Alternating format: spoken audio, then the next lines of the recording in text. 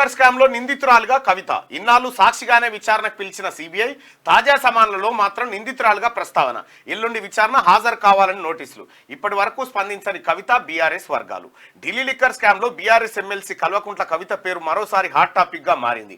ఈ నెల 21న సిబిఐ నుంచి ఆమెకు సమాన్లు అందిన విషయం తెలిసిందే. ఈ నెల 26న తమ ముందు హాజరు కావాలని అందులో కవితకు సిబిఐ స్పష్టం చేసింది. అయితే ఈ నోటీసుల్లో కవితను నిందితురాలుగా పేర్కొన్నట్లుగా సమాచారం. అయితే కేసీఆర్ బిడ్డ ఏది సారాదందా కేసు ఉంది కదా, సారాదందా కేసుకు సంబంధించినటువంటి కేసులో ఆమెను సిబిఐ విచారణకు పిలుస్తా ఉంది. ఈ నెల 26 తారీఖు రోజు మా ముందు హాజరుగామని సిబిఐ నోటీసులు జారీ చేసింది.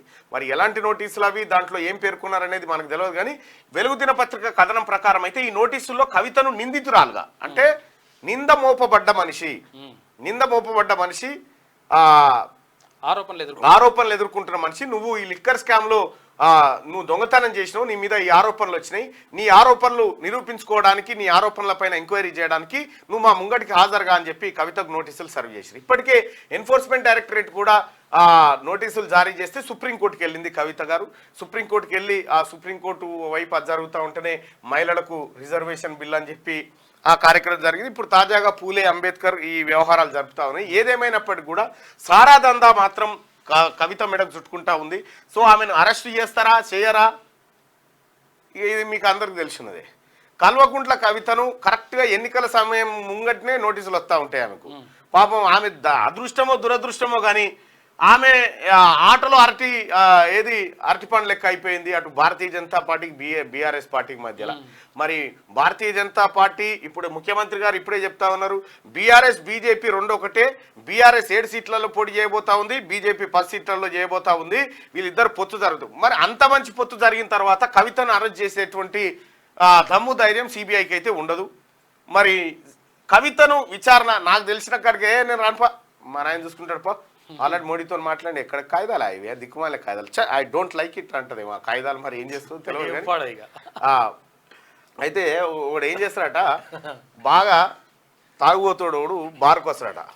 బార్కు వస్తే ఆయన వెయిటర్ గారిని పిలిచి, అరే నాకు ఒక పెగ్గు తీసుకురా, ఈడు ఎంతమంది అంతమందికి ఒక పెగ్గు ఫ్రీగా ఇచ్చేయి, నువ్వు కూడా పెగ్గు తాగని చెప్తాడట వాడిని. అనగానే అమ్మ వీడు కూడా మంచివాడే.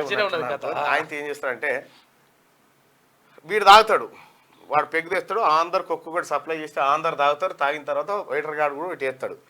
వేసిన తర్వాత బిల్లు తీసుకొస్తే బిల్లు నాకెందుకు, ఇది నాకు నచ్చదు ఇది అని అంటుంటే వాడు నచ్చదారా, తాగిన తర్వాత నచ్చదారా అని ఆ వెయిటర్ గార్డు ఆయనతో కొడతాడు. వాడిని అందరికి దాపిచ్చి వారా సోడిగా ఇంకా మీదికి వెళ్ళని కొడతాడు. కొట్టంగానే ఏమవుతుంది అంటే ఈ అమ్మ వీడు ఇట్లా కొట్టినాడు, బయటికి వెళ్ళ కొడతాడు, బయటికి పోతాడు. ఇక మళ్ళీ తెల్లారు వస్తాడు. మళ్ళీ వచ్చేమంటాడంటే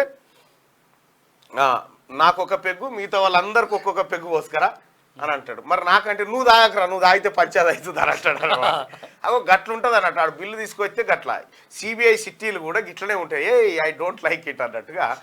ఇగో ఇట్లా సిబిఐ నిజంగా కవితను అరెస్టు చేసి విచారించి బోన్లో వేసే దమ్ము ధైర్యం అయితే ఏం లేదు. పెద్దగా ఆశలు కూడా పెట్టుకోవాల్సిన పని లేదు. కల్వకుంట్ల కవిత జైలుకు పోవడం అంటే టీఆర్ఎస్ పార్టీ క్లోజ్ అవ్వడం. ఈడ బీఆర్ఎస్ పార్టీకి ఆయనతో ఎవడ టీఆర్ఎస్ భవన్ ఉంది కదా, టీఆర్ఎస్ భవన్, దాని మీదకి ఎక్కి గూట ముడవి కొత్తాడు. పోయి గూట కొత్తాడు, దర్వాజా గొల్లెం ఎత్తుకొని వస్తాడు. ఇక పుట్టుకున్న ఈ కార్యక్రమం జరిగితే, ఎందుకంటే ఇప్పుడు టీఆర్ఎస్ పార్టీని రక్షించుకోవడమే పెద్ద టాస్క్ కేసీఆర్. సేమ్ టైం బిడ్డను రక్షించుకోవాలనేటువంటి టాస్క్ కూడా వచ్చింది అనుకో, మనోడు గుడ్లేలో పెడతాడు. సరే ఏదేమైనప్పటికీ మోడీతో కాంప్రమైజ్ తప్ప ఇంకొక ఆప్షన్ లేదు. అనివార్యంగా మోడీతో కాంప్రమైజ్ అయిపోయి సరే తీసుకొని సీట్లు పాడుగాని ఎంపీ సీట్లు అనేది తట్టు చేస్తారు అన్నట్టుగా, అంతే. అంతకు మిక్కిలి ఏమైతే కానీ మీకేమన్నా ఉందా? నిజంగా కల్వకుంట్ల కవితను అరెస్టు చేస్తారు అనేటువంటి నమ్మకం ఎవరికైనా ఉందా? ఆశాజీవులు ఉంటే ఇంకెవరన్నా ఆశాజీవులు అట్లా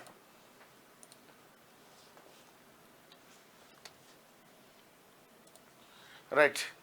కవిత గారు అరెస్ట్ అవుతుందా, లేకపోతే నోటీసులు ఇచ్చింది కవితకు సిబిఐ నోటీసులు ఇచ్చి అరెస్టు చేస్తుందా? కవిత అరెస్టు అవుతుంది, కవిత అరెస్టు కాదు. మీ ఒపీనియన్ను పోల్ చేయండి. రైట్. ఈ లైక్ బటన్ కూడా అట్లాగే క్లిక్ చేయాల్సిందిగా మీ అందరిని రిక్వెస్ట్ చేస్తా ఉన్నా. లైక్ బటన్ని లైక్ చేయండి, షేర్ చేయండి, చాలా ఇంపార్టెంట్ ఇది.